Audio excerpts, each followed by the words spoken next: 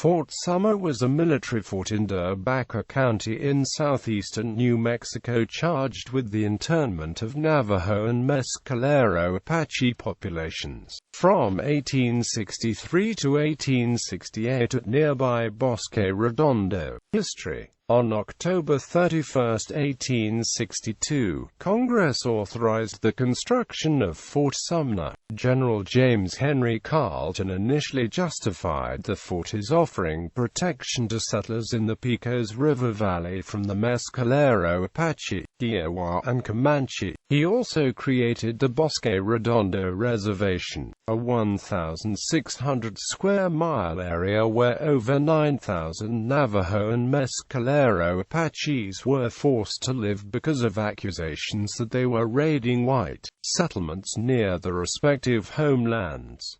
The fort was named for General Edwin Vos Sumner. The stated purpose of the reservation was for it to be self-sufficient while teaching Mescalero Apache and Navajo how to be modern farmers.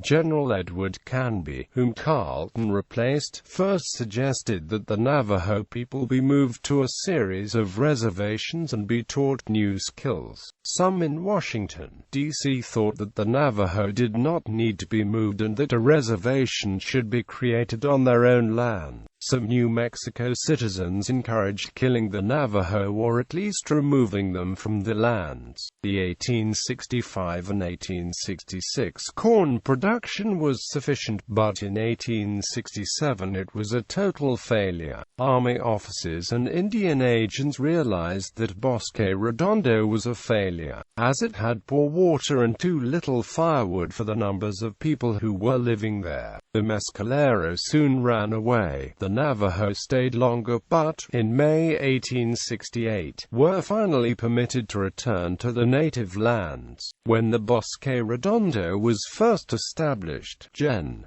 Carleton ordered Col. Christopher Kit Carson to do whatever necessary to bring first the Mescalero and then the Navajo there. All of the Mescalero Apache had been relocated by the end of 1862, but the Navajo were not resettled in large numbers until early 1864. The Navajo referred to their journey from Navajo land to the Bosque Redondo as the Long Walk. More than 300 Navajos died making the journey.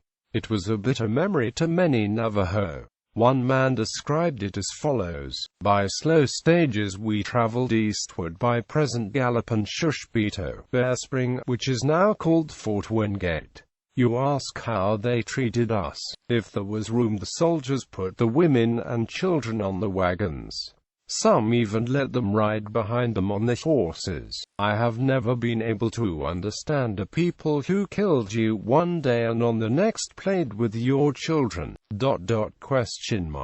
In April 1865 there were about 8,500 Navajo and 500 Mescalero Apache interned at Bosque Redondo. The Army had planned only 5,000 would be there, so lack of sufficient food was an issue from the start. As the Navajo and Mescalero Apache had long been enemies, their enforced proximity led to frequent open fighting. The environmental situation got worse.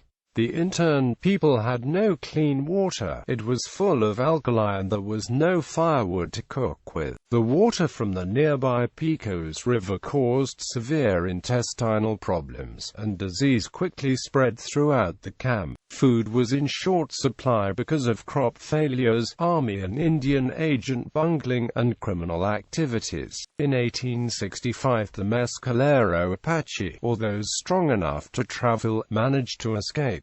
The Navajo were not allowed to leave until May 1868 when the U.S. Army agreed that Fort Sumner and the Bosque Redondo Reservation was a failure. A treaty was negotiated with the Navajo and they were allowed to return to the homeland, to a new reservation. Quote, They were joined by the thousands of Navajo who had been hiding out in the Arizona hinterlands. This experience resulted in a more determined Navajo, and never again were they surprised by raiders of the Rio Grande Valley. In subsequent years, they have expanded the new reservation into well over 16 million acres. Fort Sumner was abandoned in 1869 and purchased by rancher and cattle baron Lucy and Maxwell. Maxwell rebuilt one of the officers' quarters into a 20-room house.